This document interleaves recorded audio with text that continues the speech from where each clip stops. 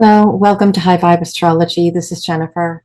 A big welcome to new subscribers. I so appreciate your presence and participation on this channel in terms of joining with our consciousness and our frequency to raise the vibration in our world. This video is going to be about the Scorpio New Moon on November 13th. And the way I do it on this channel is as an event chart drawn up from my location, simply because any information I get from spirit is a story of the relationship between the microcosm and the macrocosm. So I am not addressing the personal journey for each one of the signs in this video.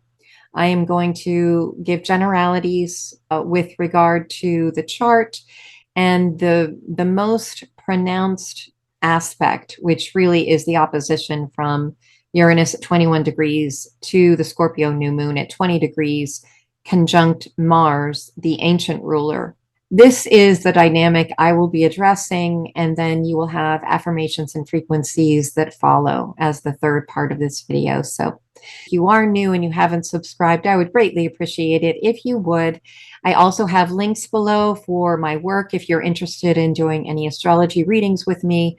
And if you choose to support this channel with a donation, there is a link above in the homepage, a PayPal me link, and also in the window below this video. Thanks again for being here.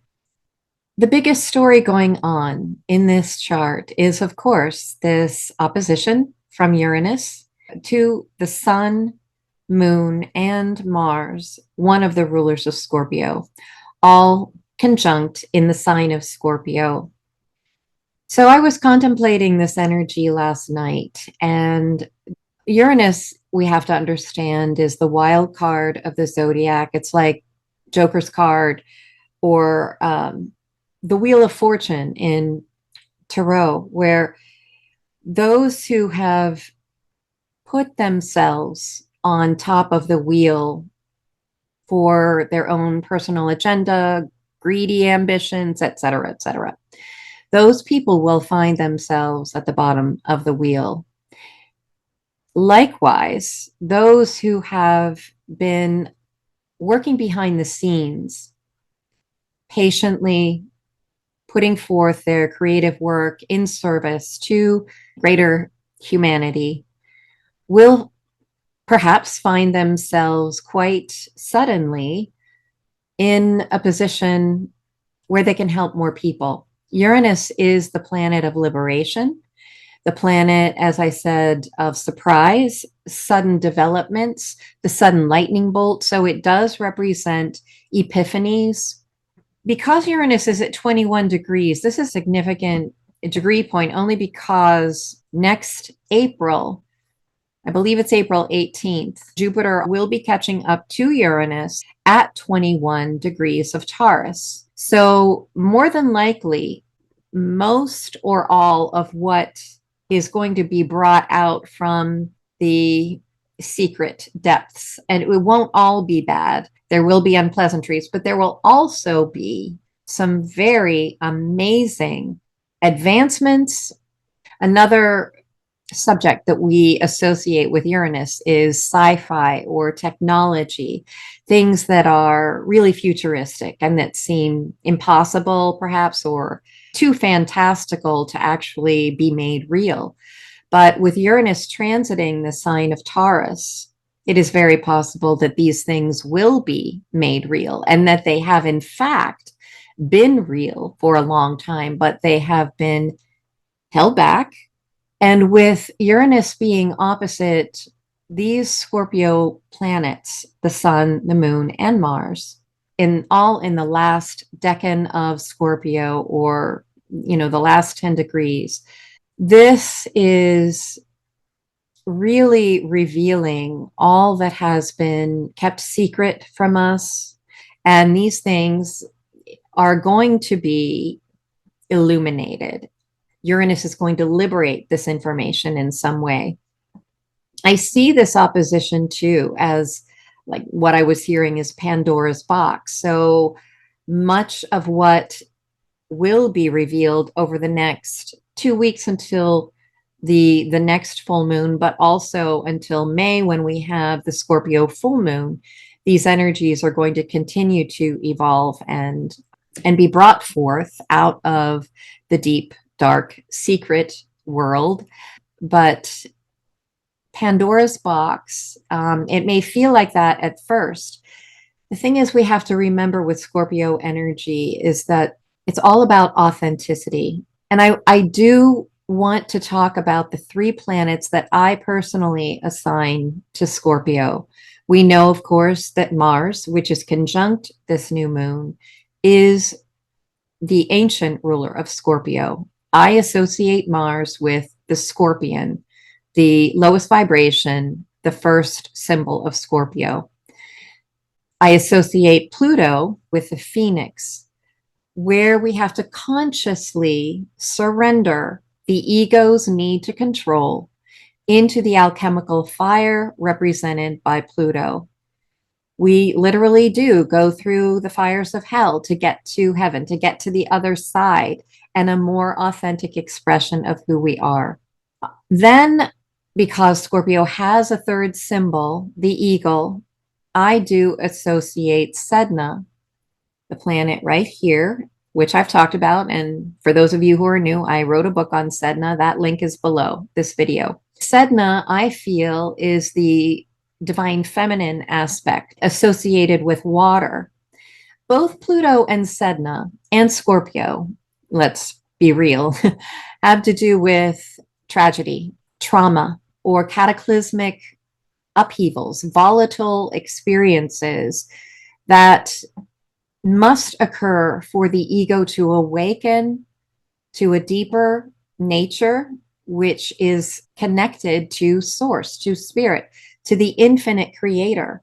And that is the true source of our power. Recently, a friend sent me this video. It was one of those short TikTok videos, but it was talking about what is the highest vibration, what emotion or essence represents the highest vibration. And I, of course, thought it was love. That was what immediately came to mind. But what I was surprised to learn is that the highest vibration we can carry is authenticity. That, more than anything else, holds the essence of the Scorpio journey of evolving, of maturing, these deep, dark, secret emotions. Scorpios are very secretive, and mainly it's because they carry with them this ancient memory of trauma. So I also want to share, just to help you understand, and everyone has Scorpio in their chart somewhere. If it's a personal planet, especially, and it's making a hard aspect to Pluto or to Sedna, you're going to feel this death and rebirth very profoundly in your life and on your journey. Now, Mars, if you have Mars conjunct one of your personal planets, that's going to be felt more as vitality, a lot of drive and ambition, a strong will, a strong energy that carries you forward. I don't mean to bash Mars. We need Mars. We need every planet and the consciousness that that planet holds. But every planet and every sign has a low vibration all the way up to a very high vibration. And our journey is about understanding where we are in that spectrum of vibration, frequency, and consciousness. And what do we need to do to take what vibration we're currently at and feeling, especially if it's a low one, and recalibrate it, modulate it, and keep reminding ourselves, I am grateful for, I am joyful about this. You do sometimes have to fake it till you make it, but our responsibility is to learn how to more maturely respond to all that is happening in the greater world, in the world outside of us, and in our own inner psyche, our own being. Anyway, getting back to Scorpio, when I took the Myers-Briggs test many, many years ago, one thing stood out. They described the difference between an introvert and an extrovert as this. They used the analogy of a fur coat. Extroverts wear their fur coat with the fur showing. They're wearing it the way normal people wear fur coats for all to see. they're not hiding. Introverts, and this is why I'm bringing it up, because this is a Scorpio nature. Introverts tend to wear their fur coat inside out. They only open that coat and show their fur to a very select few that they know they can trust, that they know they can unmask with and show their vulnerabilities to without experiencing death or being ghosted in some way or being gaslit. This is important to remember because this is exactly what's happening in the collective. And this Pandora's box that we're experiencing with Uranus being opposite, in such a close opposition to this Scorpio conjunction of Sun, Moon, and Mars.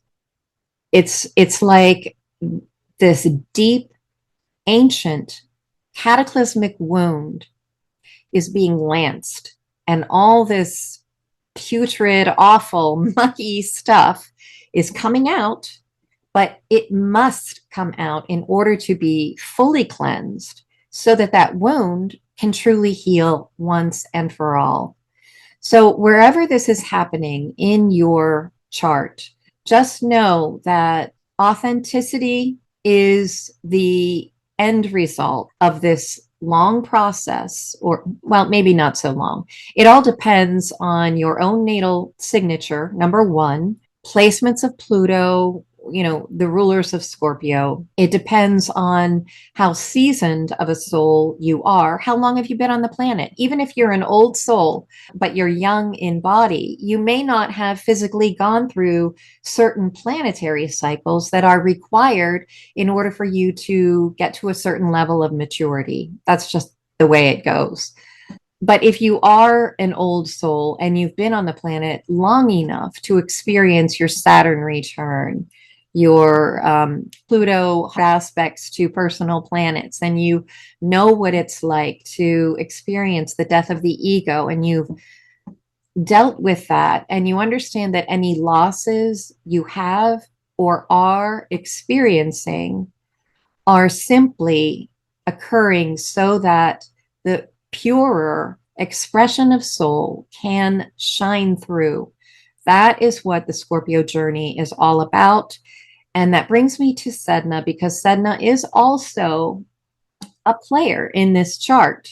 Not only do we have Sedna making a trine to Pluto, and it will be that way. I'm not going to bring those dates. I don't have my ephemeris handy, but it's been that way for a while. It will continue to be trine to Pluto. However, it is also making a conjunction to Uranus. Conjunction is 0 to 10 degrees. It's within that 10-degree orb. Sedna is making a conjunction, albeit a wide conjunction. And Sedna is making a very close aspect to Mercury. Mercury at 4 degrees of Sagittarius, Sedna at 0 degrees of Gemini. Mercury, of course, rules Gemini. It's all about communication, the media, our narrative. What are we hearing? What is the news? What data are we receiving? And with Sedna making that opposition to Mercury and being in a sign ruled by Mercury, we can expect, of course, for there to be some shocking revelations that will be revealed to the public. Let's look at Libra rising. Libra represents the scales of justice, and we have the South Node, which represents our past, karmic reckoning with the past in the scales of justice that is rising in this chart. It's becoming apparent that we need to revise how we deal with justice, how we express that justice in our world, and how we bring into balance ourselves with our significant partner and or business associates, anyone that we interact with. So this is going to be up front and center at this time. Then we have the North Node, of course, it's opposite in the 7th house of others. We just need to remember that the definition of self and how we operate as individual entities needs to be held within a healthy boundary of expression, even when we are interacting with others. We can't lose ourselves so completely that we are not thinking for ourselves, feeling for ourselves, that we're getting too wrapped up in what other people are feeling, that we lose our sense of responsibility to ourselves. Then we have Pluto here at the base of the chart, the base of operations, and representing our emotional foundation. This is deep, deep transformation going on in our domestic world, in the homeland. So for us as individuals, it is in our own home base, sense of security and safety, because the fourth house is associated with the protective womb around the vulnerable. In the home, of course, it is children, the mother protecting the children. We certainly don't have a traditional world, but traditionally, fourth house is mother, 10th house is the father. But Pluto at the base of operations in a very emotional house is symbolizing the death and rebirth, what many of us are experiencing in terms of emotional upheaval, and also simply excavation of our homeland. What needs to die? What needs to be released, eliminated, so that we can truly heal? I already talked about the square from Saturn to Sedna, and I invite you to please check out that video. There are a lot of really interesting things going on in this dance of Saturn and Sedna. So please check that out. But what I wanted to say about Mars as the first ruler, Pluto as the second, and Sedna as the third, as I view the Scorpio energy. When we get to Pluto and Sedna, we're talking about planets with a very, very long orbit. None of us will have a Pluto return or a Sedna return because Pluto takes 248 years to make it all the way around the zodiac. The United States, however, is experiencing its Pluto return. So the United States, make no mistake, is going through a very significant death and rebirth. But we got to remember to focus on the rebirth. Death through the Scorpio journey is really about coming out of a coma. We are awakening to a deeper, more authentic version of self. And as one human family, we are awakening to a much truer and more authentic version of who we are as human souls in a physical body. What is our true source of power? It's not science. It's not the intellect. It is not sci-fi technology. It's not our human bodies joining with technology to the point that technology takes over and we are living devoid of our emotions. Sedna is returning from the deep recesses of space and as the immortal Arctic sea woman from the depths of emotions to remind us that as human souls in a physical body, our emotions mean everything. It's what distinguishes us from other beings. So we're not supposed to divorce ourselves from our emotions and our intuition. Earth itself has experienced several cataclysms by fire and through floods. We know this. And this is one of the things that we carry in our own DNA, in our own bloodstream, because water remembers. Water is impressionable. And that is why the vibration we carry, the frequency we hold, the emotions that we are able to bring back into peace, bring back into equilibrium and harmony, do transfer to the collective and heal that body. So Sedna represents the divine feminine, mysteries, emotions, and intuition. The water element is associated with our emotions. So we do have the power through this recalibration of how we respond to help heal our planet from these ancient cataclysms. So I view Pluto as that planet that has for so long represented the cataclysms on Earth that have happened by fire, volcanic eruptions, and then Sedna representing the floods. But now it is time. So moving out of blame, shame, guilt, whether it's toward ourselves and our own journey or toward others, this is what is being asked to heal.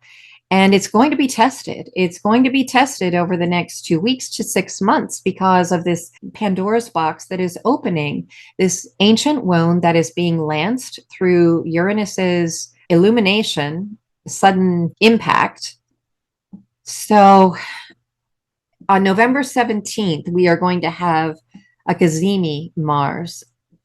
That is just a term in astrology that means that the planet will be in the heart of the sun. And so its energy is going to be burned up, burned off by the sun. Mars and the sun are already very fiery planets, very combustible. Mars represents vitality, but so does the sun. Mars is unabashed ambition and drive.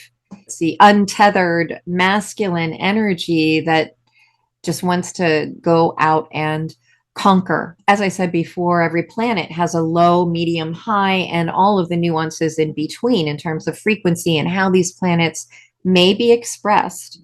But with Mars conjunct this new moon, and then on the 17th, going to be in the heart of the sun, I feel that this energy is those who are still operating at that lowest vibration of Scorpio, the scorpion, which is hanging on to control for dear life. That is going to be burned up and burned off.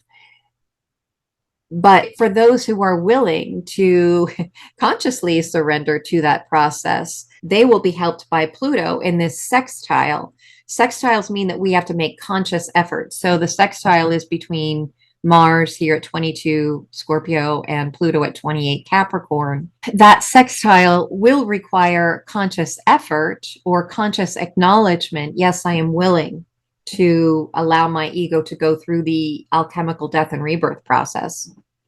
And then for those who have already gone through that death of the ego and are working towards greater happiness, greater equilibrium, to soar like the eagle, they are going to be helped by Sedna in this trine.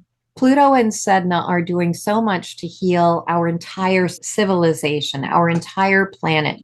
But where Sedna is concerned, it's also all sentient beings. Sedna wants us to acknowledge that every form of life is sacred. In the Inuit culture, they don't have gods and goddesses, and Sedna is not, although I've heard many astrologers refer to her as a goddess, it's not a big deal, but I don't feel that Sedna is a goddess. She was born human in the Inuit family, tribe, clan, whatever you want to call it. And through her shamanic death, she became immortal.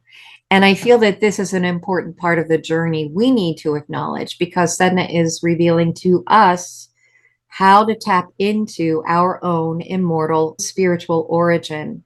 So this dance between Pluto and Sedna really is about letting go of the karmic wheel to get off the roller coaster, to get off the volatility, and to remain in the center of the wheel that allows us to feel the nature of the ego, where we can find the current of source to glide.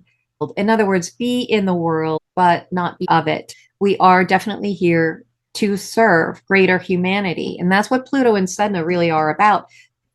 That's what Pluto's alchemical fire is designed to do. And that is what Sedna's really going deep with our own emotions and recalibrating them and giving them healthy expression. So that about wraps up this portion with regard to this astrology chart. And I hope that you will stay tuned for the affirmations and frequencies. Thanks again for tuning in, and I'll see you soon. Sun, Moon, and Mars for the conjunction. I embrace the courage to face my own vulnerabilities and am energizing a new cycle of greater authenticity and fearless honesty in my life.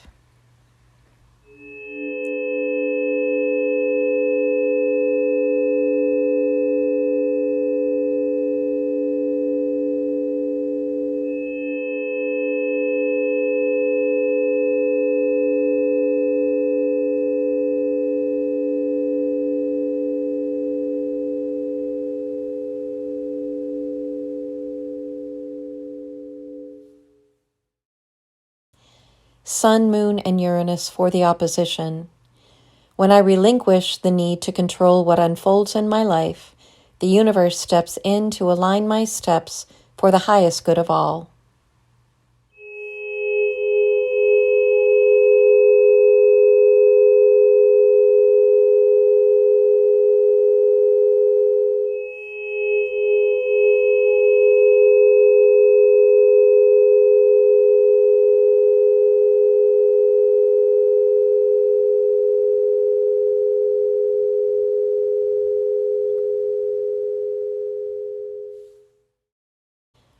Sun, Moon, and Neptune for the trine. It is when I cannot see clearly the path before me that I learn to rely on my feeling nature, tune into spirit, and find my way with peace and trust.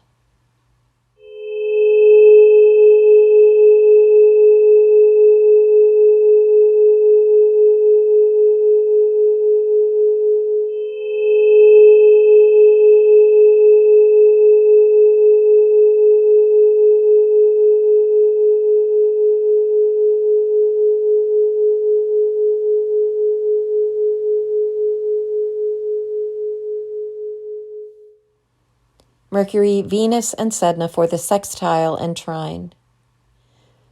I am learning to perceive the world from a more ancient perspective that simultaneously builds a solid foundation right now, as well as a sustainable future for the world.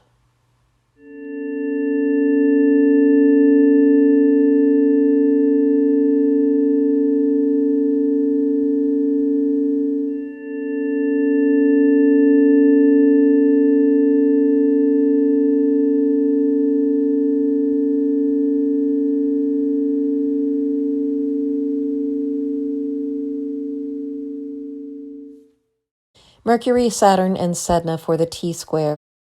As the old paradigm seeks to disrupt any progress, I stay committed to my path and to the adventure of seeking truths beyond my current understanding of reality.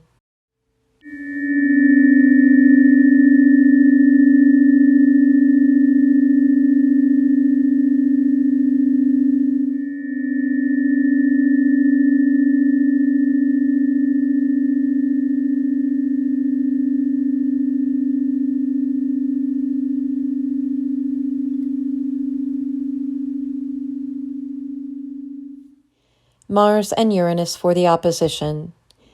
The changes taking place in my world are merely designed to free up more energy and vitality for greater courage, authenticity, and inspiration.